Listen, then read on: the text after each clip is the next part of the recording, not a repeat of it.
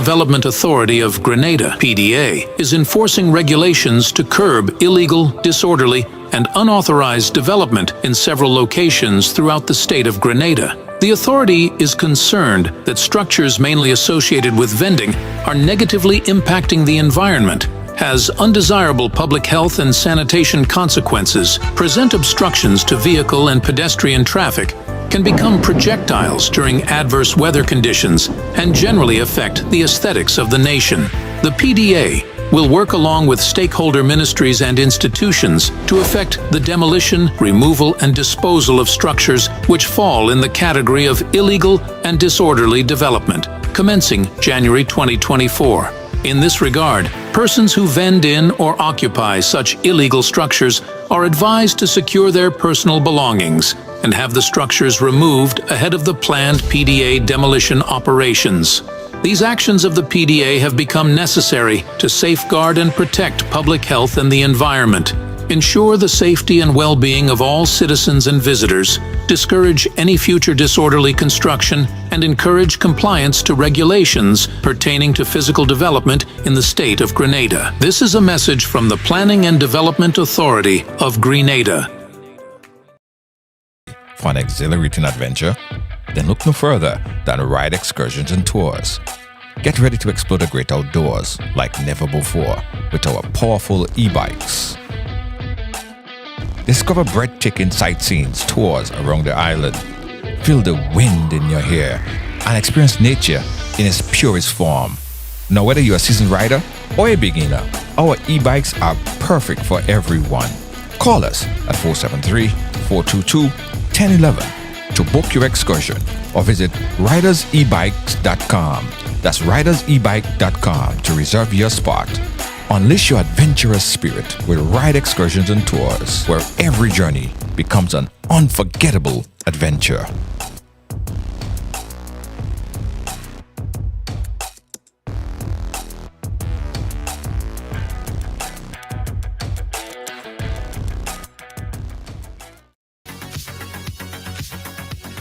Yeah. Welcome to Ride Along Live. It's Tuesday. Yeah, it's Tuesday on the ride. I know. Before you guys start to complain, I know that you're not seeing me as crystal clear as you normally see me when I'm in my other studio, right? But rest assured that we are working to fix it. Maybe not on this program, but we just need a kind of stronger internet because it's internet related. And I'm at a makeshift studio as well, so just bear with me, all right? Nevertheless, guys, how are you doing? Welcome to the ride. Welcome to the ride, man. As you come in, go ahead and share up the thing. Lacey? Yes, I'm still here. I am still here. We got a lot to talk about. We have this story, guys, that it's nothing short of amazing. And first, before we go forward with it, I must say that if you came here to judge my next guest, or to call her names, or to speak ill will of her, you might as well just leave right now. Because this story about to hear on the ride here is possibly one of the most inspirational, inspiring, motivational story that you probably ever heard on the ride along. Yeah, it's deep, right? So don't come here throwing your stones at my next guest. Now you see, you guys saw the caption. Lydia, how you doing? Yeah, you guys, I'm sure you guys saw the caption about how I became a crackhead. And you want to know, like you want to understand, and I get it, right? But I want you to watch this program with an open mind, please. Okay? Promise? Nice. With that being said, I want everybody to tag a friend because this program here would help everybody because you have a piece in it that everybody could take away from, right? So just tag everybody that you know. They'll thank you for it later. All right? Good. Third, I want to thank everybody, all the riders that have been participating in our weekly excursion Guys, we are having such a great time on our Riders Excursion. Every Sunday, it's out there in different parishes. Last week, we was in St. David. This week, we go into St. John. It's just like an awesome experience. If you have not yet booked your excursion yet, we have about 5 more spots left for this week, and we're encouraging you guys to click that link right there and be a part of the ride. All right? Okay. Enough said. My next guest, ladies and gentlemen, have a story to tell. Now, she went through a lot in life, and I don't want to preempt it. In fact, I won't preempt it. Let me just bring her on, ladies and gentlemen. Help me welcome to the ride right now. Her name is Jennifer. Jennifer, welcome to the ride. How are you? Fine, thank you. You all. Thank you, Jennifer. First of all, Jennifer, I have to thank you for, well, I have to big you up for building up that courage to actually want to come and share a story like that to the world. Most people, they die with that story, that life, that past. They never want to talk about it. They just live the moment and die with it inside. Why did you decide? I know we didn't talk about the story yet, but we saw the caption. Why did you decide to contact us to share the story? First and foremost, it's for healing. I wanted to share this story, not only for me, but for someone out there who just might need to know that God hears us when we call him. The place I've been, not many survive it. And so I wanted to honor this. This is actually, it took me a while to call you. Every day I keep saying today, and every day I keep putting it up because I was afraid. But this is in honor of my daughter, Whitney, who died 3 years ago. This is for her, first and foremost. And Right. then inspire someone to understand that anything is possible with God, anything. Yes. Okay. So let's go back. Tell us about Jennifer. Tell us a little bit about yourself. Well, I'm the mother of 8 children, well, 7 now. I'm like to think I'm an empath. I feel for people. I put myself outside of myself for people. I pour into everyone. It's just the way I am. I give more of myself than I should. I'm not perfect.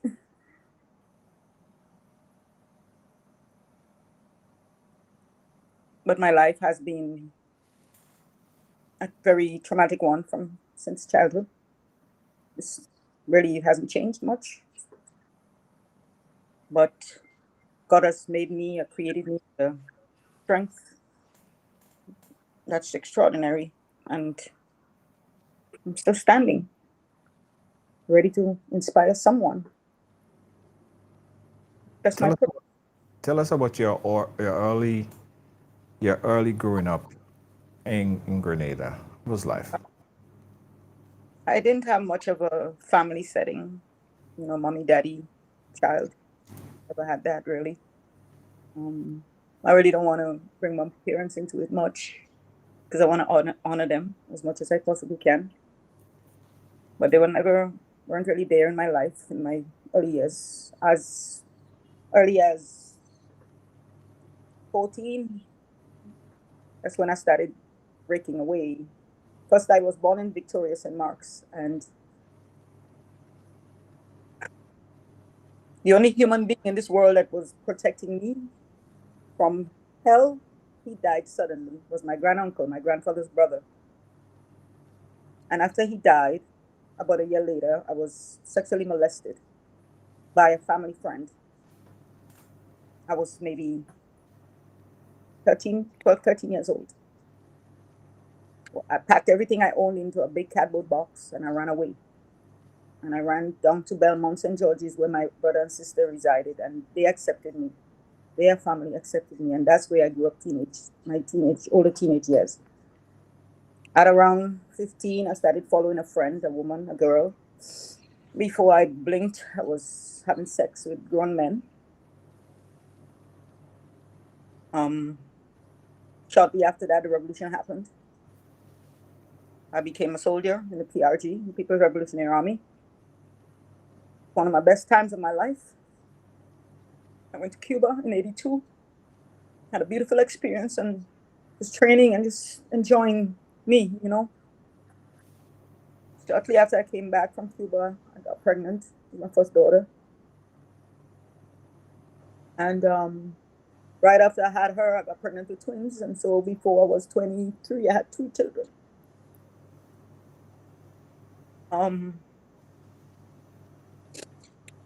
Life was hard. I didn't have an income. I didn't have a job.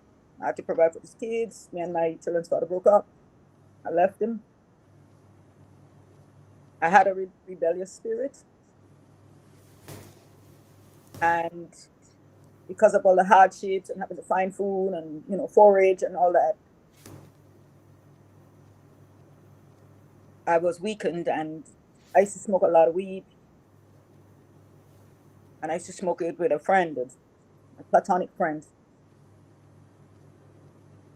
And one came up by me to smoke one evening as usual. That morning I got up that morning and usual, sun hot as fire in Grenada Day, and I was living up on Islander Hill and got my children ready for school, send them off, clean my house, do my laundry, make sure they have food for when they come home, stuff like that, usual. And the usual, and he came up by me later on this evening, we were going to smoke a split. So he came. We went up on the pool over behind Islander. He sat there smoking a spliff, and then he said, Jenny, we have something new to try tonight. I was young and bold and daring, so I said, sure, why not? I see him crushing something, and I see him sprinkling it in the weed, and I smoked it. And on that one, he called it a black cigarette. And on that one black cigarette, I was immediately addicted to crack. Just like that. And Wait, so slow down a bit. So weed or marijuana, as it's commonly known, is something that you normally do. It's not nothing new, no, right? Relaxation, you do it. Okay, fine, great. But that particular time, did you know when the person introduced that black cigarette to you, did you know what it was? Did you know what was in it? honestly, no, I did not know what it was. He just said it was something new. I didn't ask. I was stupid. I just went with the flow. I didn't inquire. I didn't question it. I just did it. Right.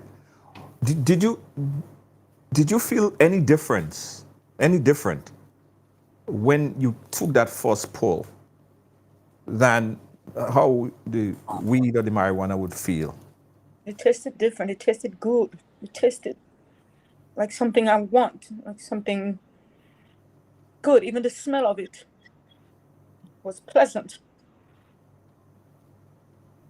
And I wanted it. It felt good. And it sent me to a high that I never had experienced before. It was euphoric. But when it came, that one split wasn't enough to get where I wanted it. So that's why you use it so much, because the high is instant. It comes, you get it, it goes. You don't stay. So that's why you need it so often, so regular, you know? And Right. so that one spliff, it wasn't enough. And I asked him for more. And he had more, and we smoked more, and we smoked all that he had that night. Not one time any sexual thing happened between us. was just about the crack, about what we were smoking. So did he tell you that this was crack, this was cocaine? No, It was just something new that he was going to try. yeah. I didn't ask. Right. So the high was so instantaneous and the feeling was so sweet, so nice. You Straight to instantly my brain. became addicted to it. Yes, it went straight to your brain. It goes straight to your head, straight through you, straight through you. And the smell, as I said, it's pleasant for one that I never used it before, so I don't know why I would feel good about the smell, but it was good at the time, you know.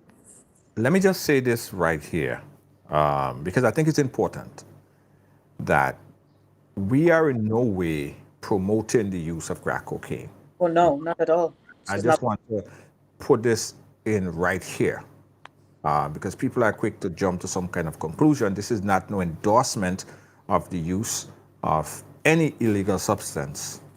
All right. I want you guys to keep paying attention to the story. Right. So instantaneous high, something that you never felt before. It took you to a different level. It felt good to you. You became immediately addicted. The way I needed to smoke marijuana was not as enhanced as when I used the crack. I could stay without the weed days on end, but by the next day, I had to find this crack somehow because I couldn't do without it. Like 24 hours later, I couldn't do without it. You instantly became so addicted that even the next day I had you to were yearning for it. You had to get it. started hunting it. Yes. Tell us about the things that you went through to obtain this high again. And the second time around, was it as instantaneous? Was it as dynamic? Was it as exotic as the first time? It was better because it was like feeding something hungry. It's like the first time I used it, it's like I created something in me with a mouth that needed to consume it. So when I used it the second time, it was like with a sigh of relief, like, you know, because I needed it. So like feeding demons. Me, it's a form of demonic possession because you lose yourself, you lose you. You don't exist anymore. Right. Only Right. that is only that need to put in there so that whatever is hungry for it is fed. Right. So talk to us about the process now. So this was something that you became addicted to and always needed to obtain. And from what we know about addiction, people normally go through lengths and breadth to get this thing. Yes. Talk to us about the process of just surviving through the days and weeks and months and years with that addiction. To find the drugs, when doing drugs, hard drugs like you lose yourself, as I said, and you do everything that comes with it because things come with it, demonic things. You sell your body. I've been there. I've prostituted. A conscious choice I made, you know, but I needed the money to buy the crack. So I did that. I've used men. I would make dates with them, take their money, make a plan to tell them meet me later at so and so time. And they would come and I would be in there and they would pound the door down and I wouldn't respond. I've done that quite a while, quite a bit. Then there were times when the desperation would drive me straight to the crack dealer. There was a one I dealt with a lot in River Road. And I would go to him. And because he knew the need that we have for this, he would make me do things to him to get it and then give it to me after. I have told myself for less just to do drugs. Sometimes I look in the mirror and I feel so hurt for the things that I allow myself to go through.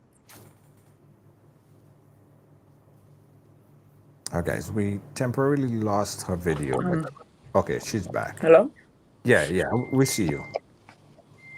We understand at You this hearing time, me? a lot of people. Yeah, I'm hearing you. Are you hearing me? Are you hearing me? I'm not hearing you. Okay, go back out and come back in. Let me tell her go back out and come back in again. Guys, yeah, okay, so she'll come back in and we'll continue this conversation. Again, guys, this is not sensationalizing the use and abuse of addictive, any kind of addictive drug, okay? There is a deeper meaning behind this story.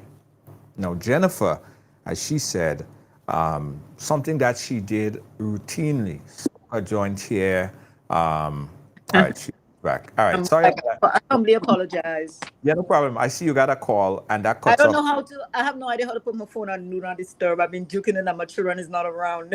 No, I understand. That's fine. That's fine. A lot of people is watching. A lot of people is moved by your story. A lot of people want to communicate with you, but that's why they're calling. So we understand. Hopefully they'll call after, not during the program. Right. Thank Right. you for calling, though. Yes, no problem. So that urge, that need to get this drug, it was far beyond anything you could comprehend. It was even more important to you than eating It was even more important to me than my 3 children at the time. at the time. Remember, I had 3 young children under 10 years old. Right.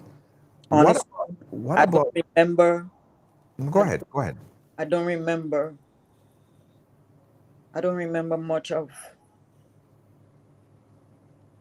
them suffering and stuff. I don't remember. It's like there's a block. But I remember I used to leave them to go find it.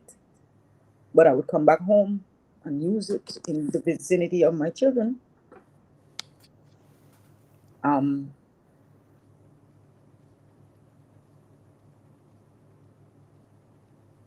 It's just, I don't know. Yeah. Were there any? Did you have any control to say to your inner self, or to try to wheel yourself back in and just try to understand the Yes, damaging effect that it's possibly having on your body? yes. At one point, after using the drugs for about a year, my periods became as black as my shirt. When I see my periods, it was black like this. I used to, because the drug is poisonous, it kills us inside. It kills you inside. So my body would leak pus, literally. And so I had a smell, literally. But it's because things was rotting on the inside of me, because my periods was black. So that means I was killing myself from the inside out. I have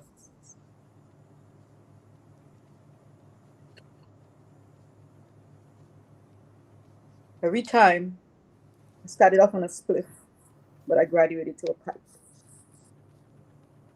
I would have a pipe in my left hand and a lighter in the right.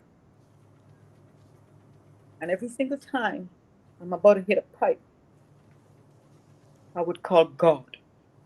It was the funniest thing. But every time I was about to hit a pipe, I would say, "Oh God, help me." And it came from the depths of my belly. And it happened over and over, and I would keep saying it. But I was hitting the pipe. And one night I went to do some crack with a guy. It was a little sexual at the time. And we smoked all night long. A few weeks later, he came to me and told me he was having morning sickness and stuff. I rebuked him and I refused him. I said, "Oh, hell no, I don't want a baby with you. You're a crackhead, whatever, Not thinking that I'm one too. Right. Eventually, I realized that I am pregnant. So I got scared that I was going to have a deformed baby or like blind or something. So I started dwindling under usage of the crack by my own willpower and by the grace of God, because I was calling on Him. I didn't stop abruptly. It was a gradual thing. Because even after she was born, I remember using, she was in a room crying all night long while I was in another room typing. Wow. So you're telling me the urge that you had for this, Greater than anything, even you could not even say no to it. even if there was a conscious thought, because I functioned. I showered, I cleaned my house, I washed my laundry, I still took care of my kids, So you was a functioning crackhead. I still functioned. But I lost weight. After a while, it started showing on my body. My siblings started shunning me. Nobody wanted to be next to me but crackheads. And my 3 beautiful children were stuck in the middle of that demonic chaos. I am guilty of introducing this crack to somebody. He became worse than me. For years, he blamed me. And for years, I accepted the blame until one day I said to him, yes, I am partially responsible for bringing it to you, just like somebody was partially responsible for bringing it to me. But in the end, we had a choice to say no.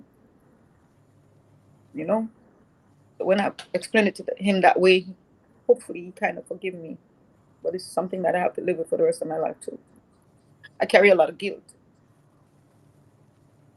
My daughter who died, the little young baby that I saved my life, she died 3 years ago.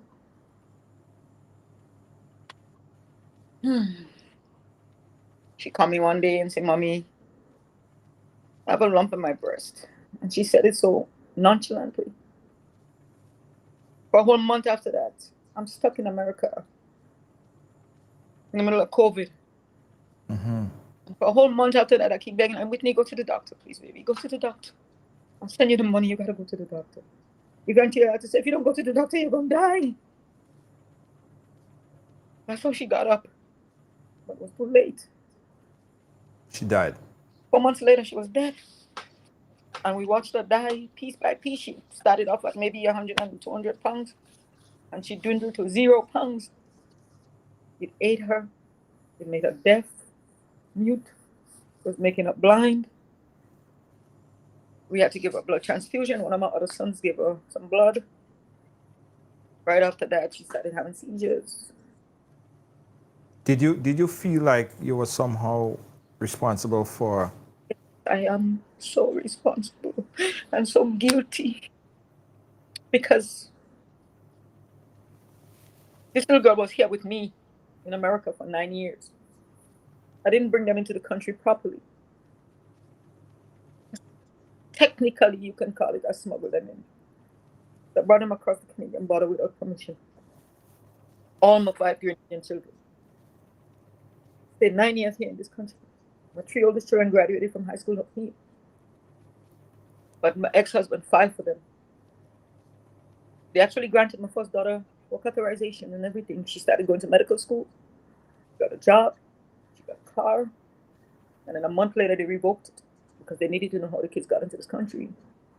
I was petrified. I didn't have no guidance. I was living in Virginia. I sold every single thing I owned. I had a nice little house, 2 cars in my driveway. I sold every single thing I owned. I took my children back to Grenada to suffer. Every single day I apologized because it wasn't fair to them. I didn't know better. I was scared. You're saying if I get caught, they're going to give me years in jail, stuff like that. So I was petrified. Since then, this was in 2005. Since then, I have not been able to get back on my feet. It's like I put a curse on myself. And I have a young son, beautiful young man. To me, he was born perfect. And then messing with the wrong people, wrong crowd, wrong activities. He messed up and took some pills a girl gave him and twisted his brain.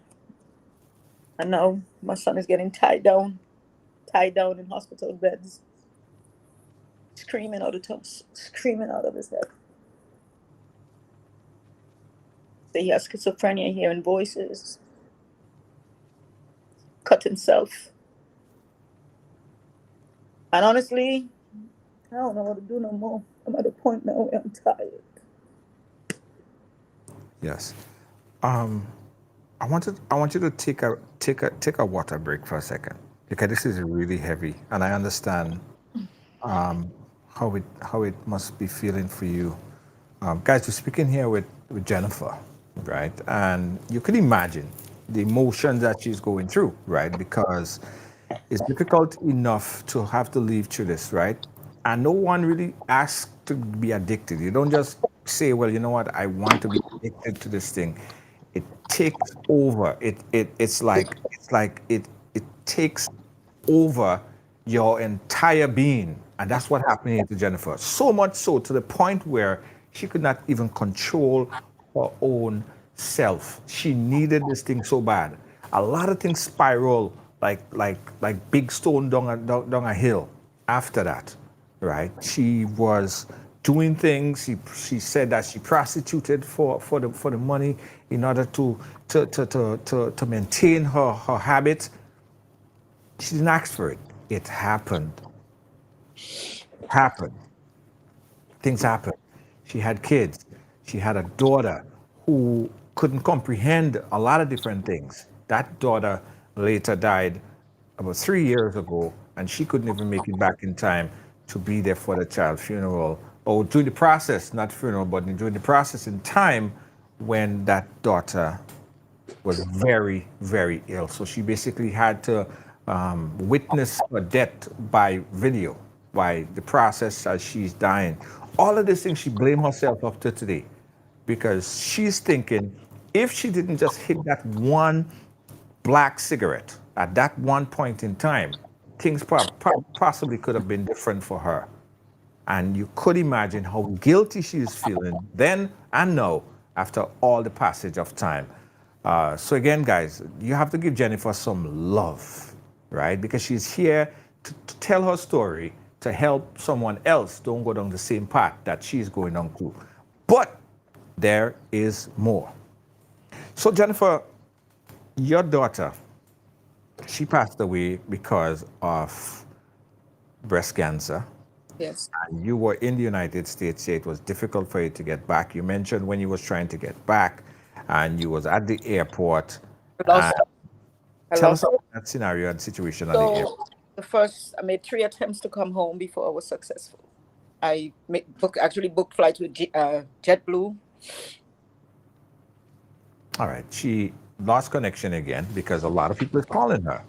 Are you hearing me? Yeah. Right now, Hold on. Are you hearing American me? Airlines still owe me money from 2 years ago because of that. Are you hearing me? You hearing me? Are you hearing me?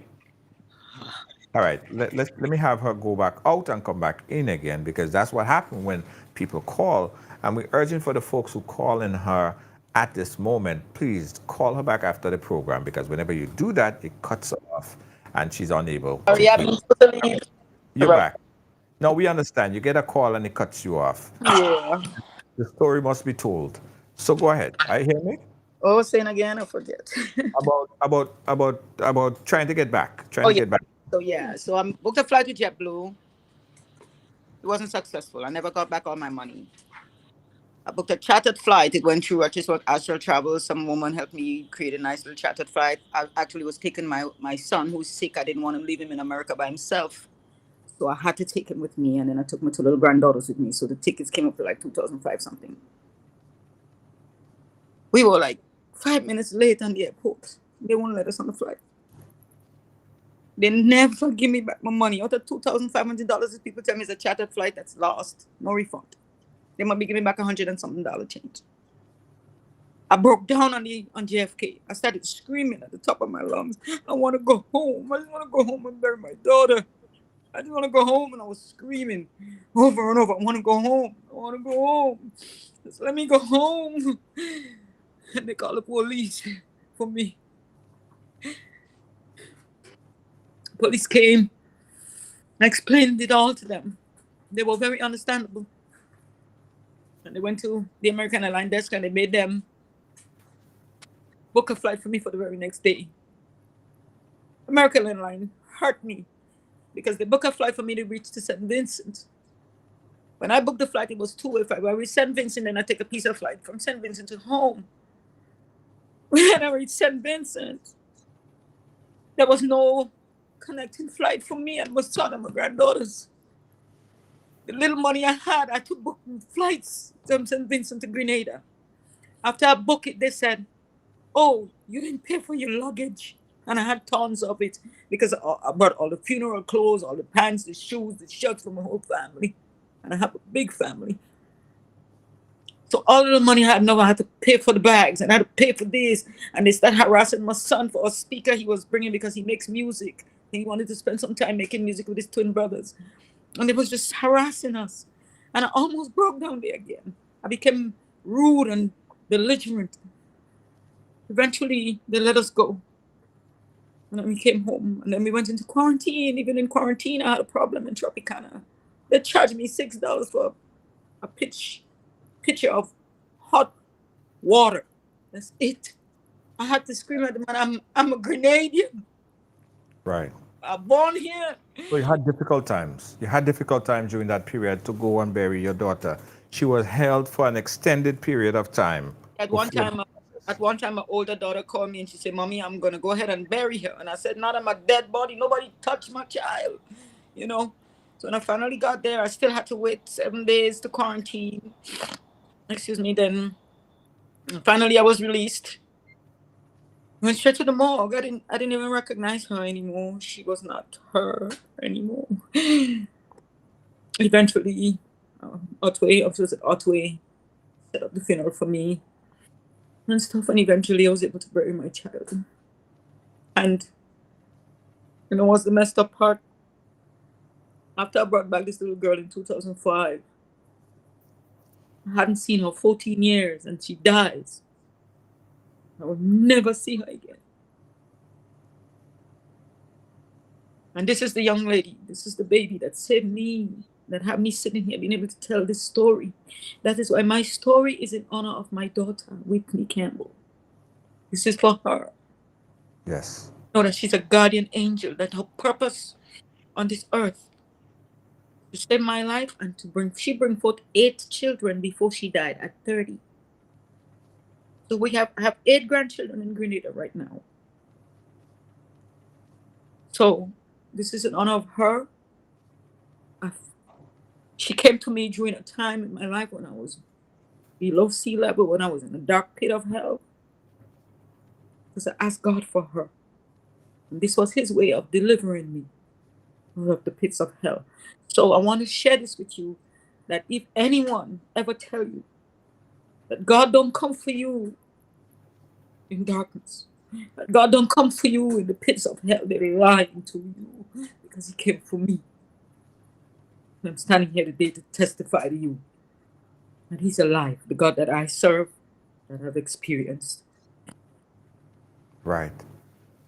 And I want everyone to understand when Jennifer speak about her daughter saved her, your daughter, after or during the process of having her, you basically had an epiphany. You know that lifestyle had to change. You had to change that habit. So it took not the things I'd already had to wake me up, but something new that came into my life from God directly into my womb. I was in the middle of doing crack when I got pregnant.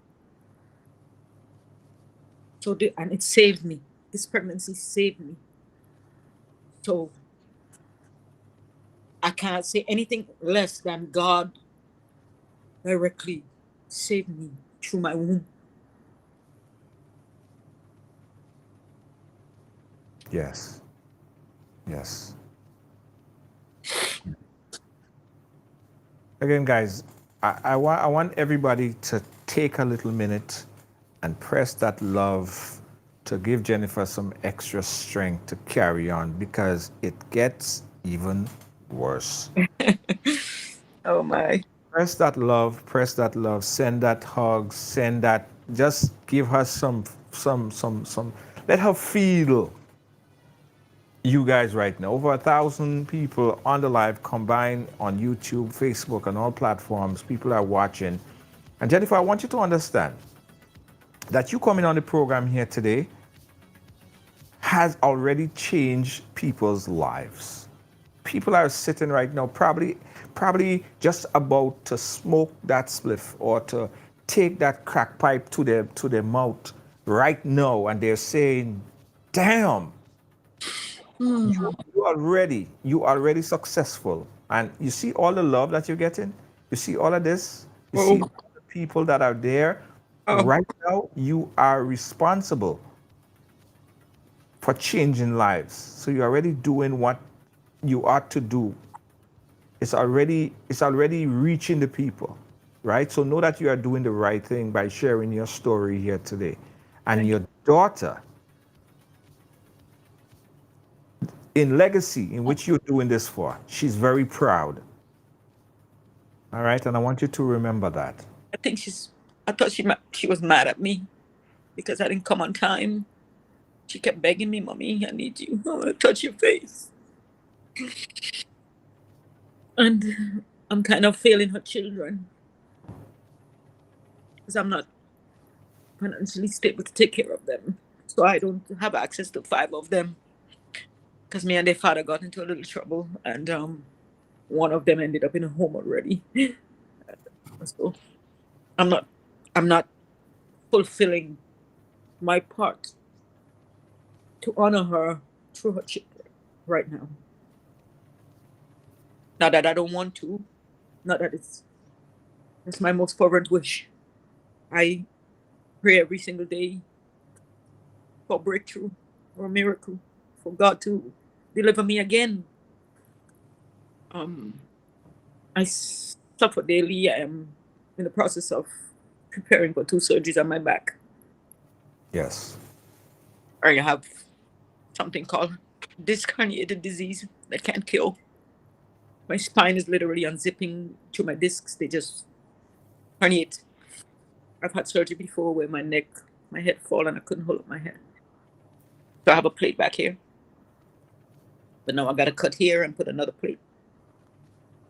And then they have to go to the lower back and shave the bone and clean out the gel that's leaking into the spine because it's narrowing my spine. And I'm scared of surgery. I'm scared. I'm petrified. I have a lot going on. But I didn't really want to share my story with you from, of the drugs. And I want to inspire somebody really and truly that is what it's all about. Yes. Yes. A good friend of yours, I saw him posted. He said, "He's here for you. Raymond Matthew the Beast. He's watching." He's my baby. Raymond and I went to school together. I went to school in Guelph Catholic School, St. John's Catholic School. I went to school there for quite a while. And he had a crush on me back then, but he was scared to say anything. We loved it. But we love him. I still love him. He's very sweet with me. Yeah. Thank you, baby. Thank you so much. I want to open up the phone lines right now.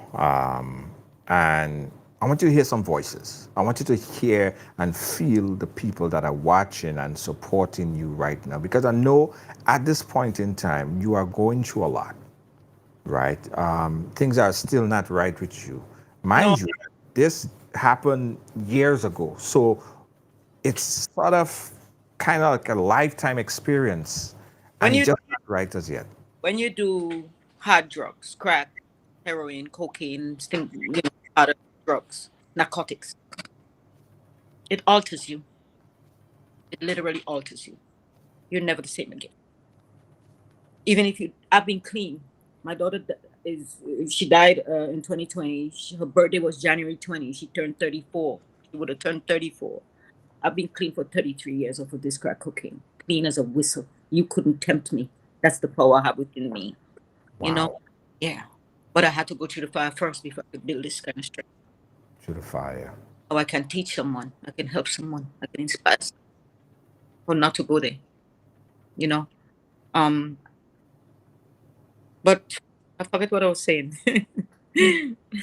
Fine, that's fine. Okay, 718-701-5720, guys. Let's open up the phone lines right now and speak to Jennifer and tell her how you feel. And just put your voice on record right now, all right? 718-701-5720. This story here is to inspire people, to help people that are going through issues and problems in their lives. And oftentimes we think that, you know, this whatever it is might take away all the stress and problems that you're facing, right? I hope you know by now that what you're actually doing, you're actually adding and compounding the problems. Most times, the problem doesn't go away. Your mind might feel sensationalized for this period. You might feel sweet for a period of time. But know that if you get too deep, it's a life sentence. And oftentimes you hurt the very same people that you love, right? Oftentimes you lose the people that you need in your life. Oftentimes the people that you love, they feel the pain. And this is what happened here in Jennifer's situation. Went through a lot, did a lot, had a lot of issues, had a lot of problems. She's here to share her story. We got a call on the line. Let's take this call right now. Let's take this call right now on the line. Caller, live. Where are you calling us from? Hello? Yeah, I don't know if I call it the right number. Yeah, I think you're calling the right number.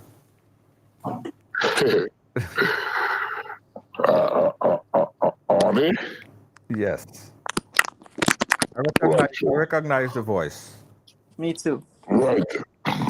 Well, let me first of all say a pleasant good evening to my schoolmates. Good evening to you, my love.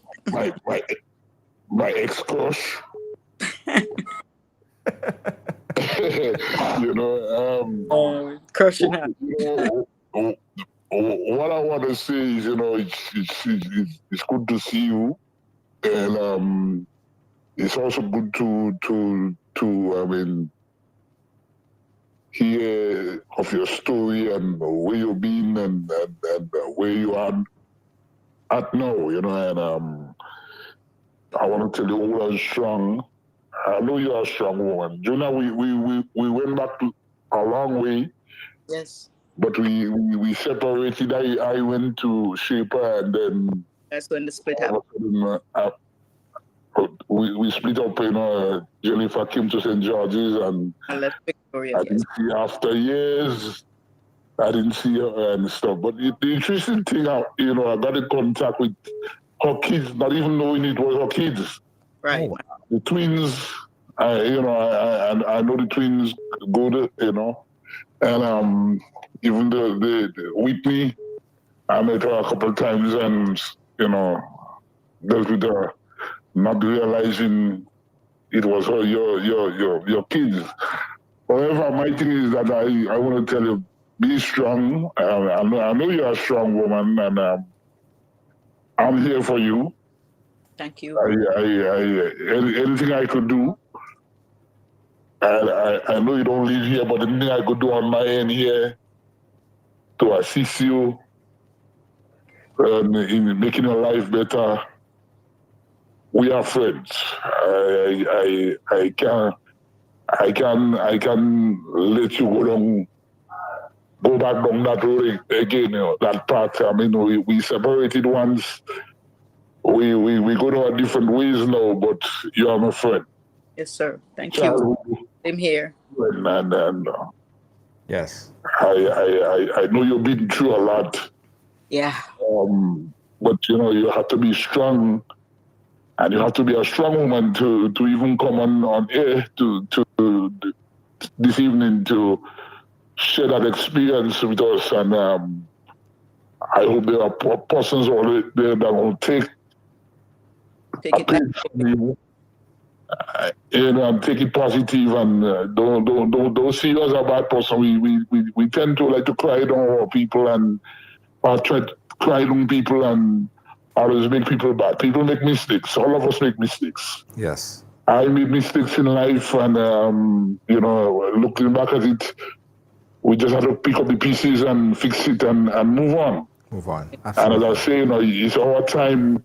It's our time now for the younger generation to look up at us and they're asking questions. What we've been doing with our life, what we've been doing when we had the opportunity to make things better and stuff. And I think it's a bold effort for you to come forward, even though others might think it's late or it's too late. But I think it's a bold effort that you made to come there that others could understand. And as Junior rightly said, there's somebody somewhere that might be listening, that might have a crack pipe in the hand now. Yes. And based on your story, could cause them to turn around and make that positive change, turn around with their life and leap forward. Yes. So again, I want to tell you I that just wanted to say that nothing at all happens before it's time. Maybe it's to not person right. this message to stop use crack. You never know. We never know. God, only God. Right. Right? Yes.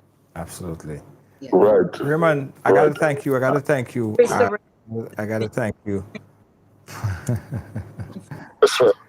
Thanks again. Thanks, Junior. Thanks for your program. I appreciate you, Raymond Matthew. Very good friend. We got a lot of calls coming in. I want to get someone on the line right now. Calling you live. Where are you calling us from?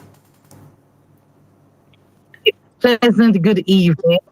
Hi. Where am I from? New York, Wappingers Ford. New York in Wappingers Ford. Where? Can you hear me? Yes, Yes. go ahead. Paula. New York. Yes. I would just first would like to say thank you so much, Miss. You are a queen. You are a sister. You are a mother. You are a lover. And you are the daughter of the Most High God. In order for you to acknowledge your weakness, it becomes your strength. So I just want to tell you the resilience of you overcoming such challenges, Mama. And you came out to share your story, your experience to inspire others and to give others hope. I encourage you today not to stop. Thank you so Stop much. crying. Stop crying. And I want to touch a little of your health. If God take you out of that, He can do greater. Indeed. Continue, go down on your knees. Thank Him for healing you. Thank Him for touching you. Thank Him for provide finance, and you will get it from the east, the west, the north, and the south. In order for you to be out here, it is not an easy thing. But I tell you something, you shame the devil because you expose that devil. He will never come nowhere near your dwelling, nowhere near your children, and you're going to become a strong queen, a strong mother, a strong sister, not just to your own, but to the world. I am proud of you. Thank you so much. I'm deeply grateful. Thank you. Thank you so much, caller. Thank you so much. Wow. You are getting rave reviews and you are viral tonight. We've got you. another caller on the line. Caller, you're live. Where are you calling us from? How you doing? I'm Hey. calling. I'm en route right now, heading home to my mother. So, say it again, I caller. just wanted to say, Mommy, I love you. Okay, go ahead. This is Chantel. Hi, this is my daughter. Oh, your daughter. Oh, so sweet. Mommy, I love you. I love you, mommy. I love you. I adore you. I adore you too, baby. You're my hero. Yeah, I love you. I'm on my way home to you. I just Wow. want to say I appreciate you, and I like literally you're my hero. Like you Wow. don't know what you did tonight, and you unblocked something that needed to be done, and you did it, and I'm proud of you. And Thank you, baby. Thank you keep so on much. going, mommy. Keep on going. Wow. Thank you so much. Thank you so much for calling. That's her daughter. Let me tell you something.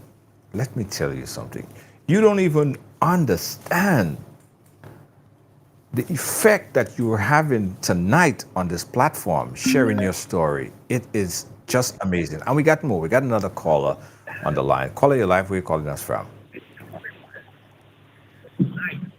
Toronto, Canada. Toronto, go right ahead. Yeah, and just really, again, first and foremost, I want to encourage my African sister. I mean, this is the resilience of a true African queen, a true African mother. And, you know, in everything that we do, there is a test. And you would have passed that test. But I need you not to hold on to this. You need to use this opportunity to encourage other African sisters, other Black women, other Black brothers to know that you can go down, but you don't have to stay down. You will come up. And, you know, in everything that you touch as of today, you're going to remind yourself that you would have gone through the fire. And in order for gold or any precious jewelry to show up its true value, it had to go through that fire. And you would have already gone through that fire. So this is your opportunity now to shine. You know, we go through different illnesses. You know, addiction, mental health, these are things that oftentimes, as Black folks, we don't like talking about. Right. So you developing that courage, the ancestors giving you that opportunity to speak your truth tonight, to allow someone else to be healed as a result. I'm telling you, the African ancestors are really happy now. So I just want to encourage you. I want to send you some real blessings directly from the motherland. I am going to let you know that over the next couple of days, I'm going to be pouring some libation for you, for your continuous healing and your continuous growth. So stay strong, my African queen, and you continue to do what you're going to do. And the ancestors promise that they will look over you. Thank you. Thank you. Wow. Wow. I'm so blessed. I'm so grateful. Jennifer, you see the movement that you cause here. You took up the world. They're well pleased with me. That's all I cared about. Yeah. Yes. No, the alarming part of this. Okay, let me take this last call, and let's take this other call. Caller, like where you calling us from? No, the alarming part of this. Okay, let me take this last. Caller, do me a favor. Turn your background down a bit, like your TV or your computer. Turn it down a bit. All right? You there? Yeah. Yes. Yes, Hi. I'm here. Yes, go right ahead, caller. Hi. Yes, good night. Mom? Giselle? Yes. That's my other daughter. Guys, that's my other daughter. I just wanted to say that I really love you. I'm really proud of you. Thank you.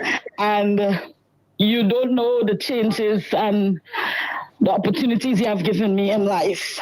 Because this story, I know it. You have told us it. And because of the mistakes you've made, You never did. I didn't have any choice but not to follow it. because you taught us, and I want you to know that. I, I always tell you that. I don't know if you believe me, but I really just wanted you to know that tonight. I'm so, so proud of you. I'm so proud of you, and I love you. And I'll call you later. Bye bye. Thank you, honey bunch. Wow.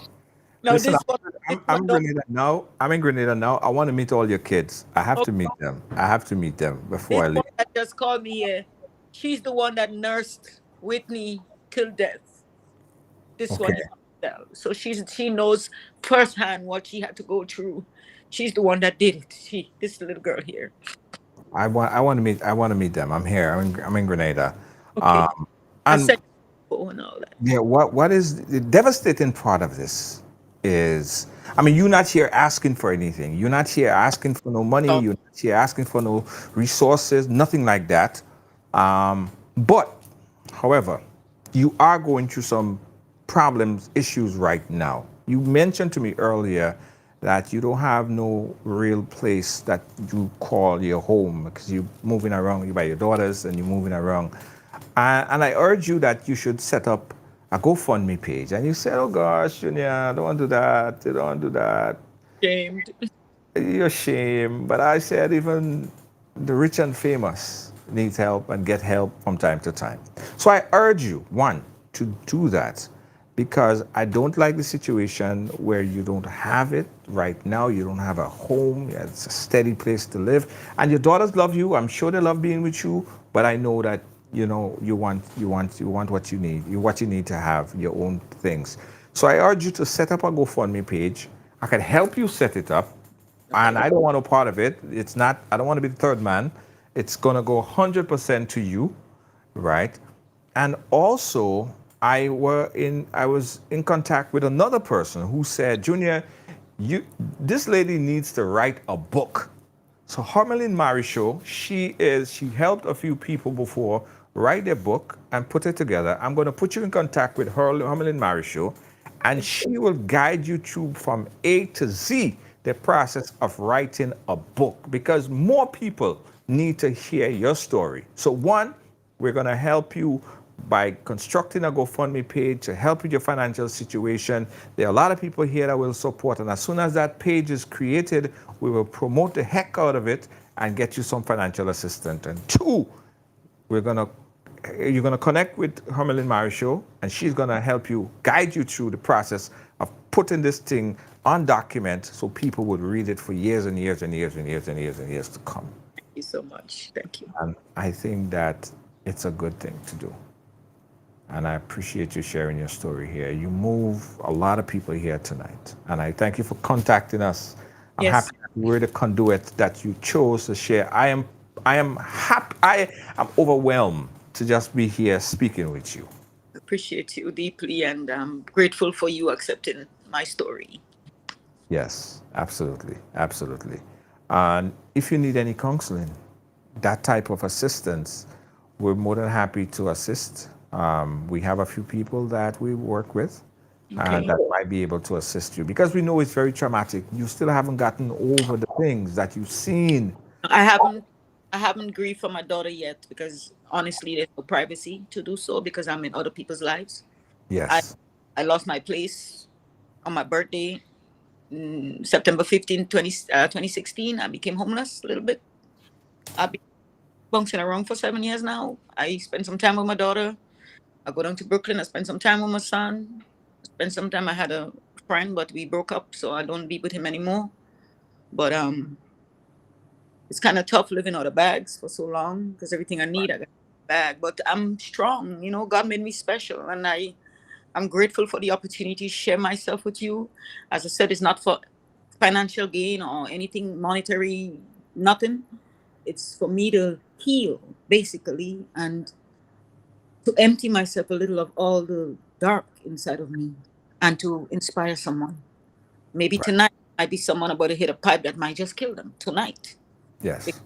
My my daughter's father, my daughter who died, her father died from a crack overdose right there in Belmont.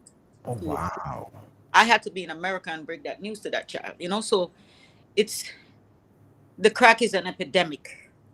It's an epidemic, and our children are falling into it. Even if I'm older, thank God I'm clean. But if I can get the help to do counseling to young mothers or whatever, something to help. Mentorship. Yes, yes. I would be Yes. great if you could guide me to do something like that. Absolutely, absolutely. And people might think that this is far-fetched. When they hear crack, when they hear this stuff, this lifestyle, they think that this is Harlem, this is New York, No, this is not a Brooklyn, normal way of life. It's not in Grenada. in Grenada. This happened in Grenada in 1988. In This Grenada.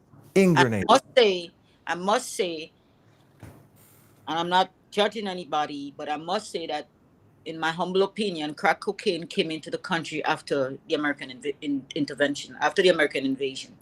That's when it became prominent on our island. I and many other soldiers succumbed to it because we lost something that was tantamount to us. I was a soldier, and it was my passion. And when we lost it, it drove a lot of us off the edge. A lot of people only talk about the losing of the material things. They don't check on the emotional part of losing a prime minister and stuff like that, you know? So a lot of us hurt, and a lot of us succumb to this drug. So it's not about me. Story is not about me. It's about us in a whole, in a collective. And I bless you guys, and I thank you humbly from the bottom of the part of my soul for accepting me and for listening to me and for loving me throughout my darkness. Yes, let me tell you, writers are the best set of people. Trust me, you couldn't ask for a better group of people to listen to your story. You know, without holding you, you know, you came to me one time in Bronxville, long time ago. I had called because the police had shot my dog, my daughter's dog, right in front of my house. Oh, that was your story. That was me. Oh, so this is our second time meeting. Second time officially meeting, yes. Wow. Pleasure to meet you. Again, for second time. Okay. Well, listen, I'm happy I could always answer that call. I'm happy that I'm always there to answer that call. And I will always be there to answer that call. As long as I'm here, I have the strength, have this microphone, and the ability to speak to our viewers, I will be here to help. Yes. Thank you so much, Jennifer. And we'll continue to work with you in creating that GoFundMe page. Again, we're going to promote it. We're going to assist you financial help and make donations, whatever we need to do, and help you connect with Miss Marisho to help you get that book deal. I think it's a great way forward. Thank you again. We'll absolutely keep it up. Everyone, thank you deeply. I'm All on right. it. Thank you. Pleasure. Thank you. Yes. Yeah. Whew. Lord. Guys, this was a great conversation with a great lady. Jennifer has been over 30-something years clean, right? And if you really check, for all the things that she's been through in her life, her kids are calling and saying here, they love their mother. She never abandoned them, right? She is a true representation of a strong Black woman. Thank you so much, Jennifer, for sharing your story. Guys, we got to take a quick commercial break, and we'll be right back. Don't move. I want you folks to play these 3 games from the NLA. Daily pick 3 cash flow and play with. You will be supporting sports and culture, nation building and our future. So go out and play, folks, make it a must. You will see what the National Lottery is doing for us. When you play pick 3 cash flow and play with, the NLA will support you all the way. Starting September 30th, Monday to Friday, these 3 games will be drawn mid-morning, 9:45 a.m., midday, 12:45 p.m., and evenings, 7:45 p.m. The National Lotteries, supporting sports, culture, and nation building. Sunday money day. Guys, listen. I want to invite everyone, because you know, Riders is a whole movement, right? And when you see riders take on a project, we don't play, right? So we actually transform just the riders that's watch into the riders that actually do things, go into communities, support support, support. So in case you guys haven't heard about it, Riders is now an e-bike excursion adventure tours, right? So here's what we have, guys. We just upgraded our bikes. So we have about 30 plus bikes on the island. And we're inviting you guys to be a part of the excursions, the Riders engaging excursion. And every week we go to a different village, right? So it so happened that Riders will be in Guave. So where the folks from Guave? Where the folks from Guave? If you want to ride with us in Guave, this Sunday, guys, you have to click that link. The last time I checked, we had just a few more spots remaining on the e-bike. So click that link right now and be a part of the excursion this Sunday. This Sunday, right? You see the riders there? The e-bikes excursion tours, we're going into off-roads, terrains, and supporting the community. Every community we go to, we buy stuff, we support, we talk to people, we hear people's stories. It's just a really nice adventure. So the riders are coming to St. John. Guave, we're coming to your village. All right, so we want to see you guys. We have just a few more left, so you got to click that link right now and book right now. In fact, we have an excursion every Sunday. So even if you're not going to be around for this Sunday, you're going to be around for the next Sunday, go to the website, ridersebike.com, and book. Right? Last Sunday we were in St. David, and I bet a lot you guys never seen this part of St. David before. Eh? A lot of you guys never even seen that part of St. David before. Book right now, guys, and you would experience life worth living. Yeah, it's nothing short of amazing when you get on those bikes and engage your curiosity. It is simply amazing. See you guys this Sunday. We're going to St. David. For an exhilarating adventure? Then look no further than Ride Excursions and Tours. Get ready to explore the great outdoors like never before with our powerful e-bikes. Discover breathtaking sightseeing tours around the island. Feel the wind in your hair and experience nature in its purest form. Now, whether you're a seasoned rider or a beginner, our e-bikes are perfect for everyone. Call us at 473-422-1011 to book your excursion or visit ridersebikes.com. That's ridersebike.com to reserve your spot. Unleash your adventurous spirit with Ride Excursions and Tours, where every journey becomes an unforgettable adventure.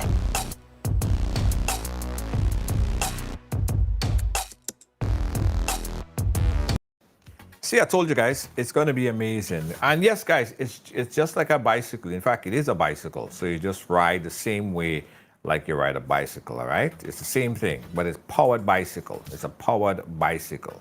We got to big up and thank JetBlue. Yeah, guys, if you're flying to Grenada, JetBlue has two, not one, but two flights to Grenada. And that's 2 flights per day, not 2 flights a week, 2 flights per day. Getting into the island have never been so easy. Fly JetBlue into Grenada. And of course, if you're in Boston, Boston. Yeah, on Saturday, you can fly into Grenada from Boston. The Ministry of Tourism and Economic Development and the Grenada Tourism Authority extend a warm welcome to visitors and returning nationals visiting for Carnival and summer vacation. We do hope you enjoy your stay with us, and we invite you to return with friends and family to celebrate our 50th anniversary of independence on 7th February 2024. Tourism is my business, your business, our business. Us and reach millions daily, weekly, monthly. Yeah, over 10 million per month. It pays to advertise with us. Reach more and let us send your business viral. Advertise with us and reach more. It's Instacash Grenada. Imagine a game with no numbers to choose from, no draws to wait on, and you can play it every day, including Sunday. That's Instacash. It's fast, it's easy to play, and you win prizes instantly. Instacash. Must be 18 years or older to play. NLA. Making dreams come true.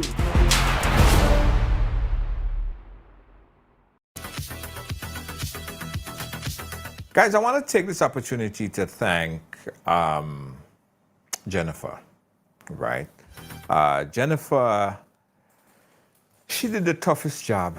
I think she did the toughest job in her whole life, facing the world to share her story of all the things that, all the mistakes that she made and admitting and womaning up to it.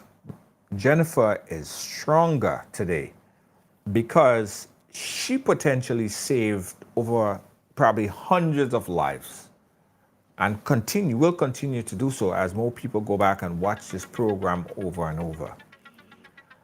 That's why we say everyone have a story to tell. So oftentimes when people see people and they may act a certain way or they might live a certain life, we don't understand these people, but then we judge them. But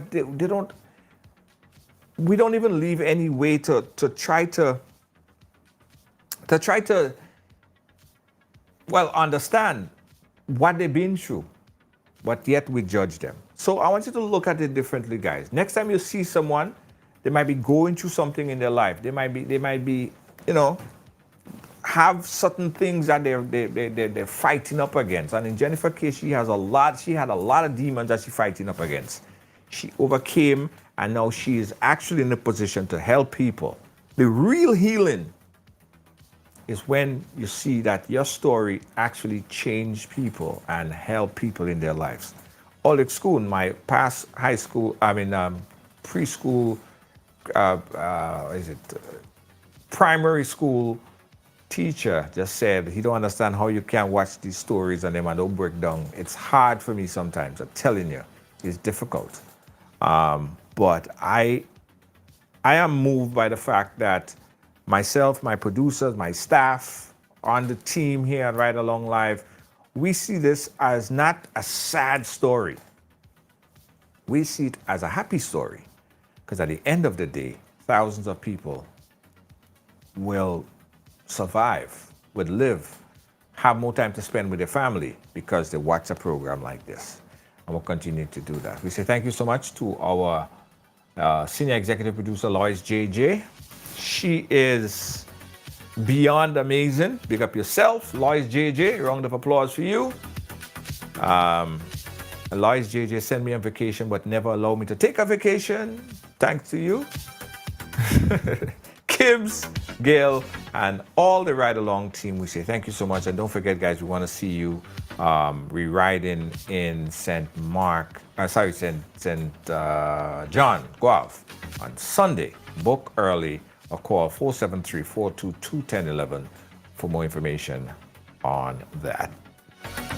Catch you guys again tomorrow. Good night.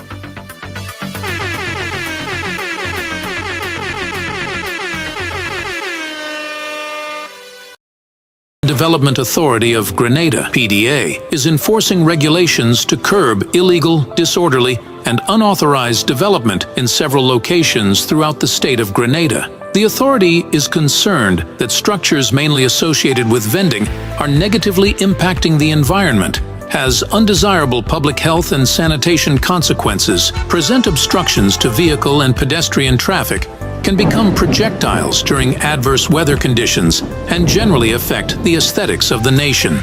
The PDA will work along with stakeholder ministries and institutions to effect the demolition, removal, and disposal of structures which fall in the category of illegal and disorderly development, commencing January 2024.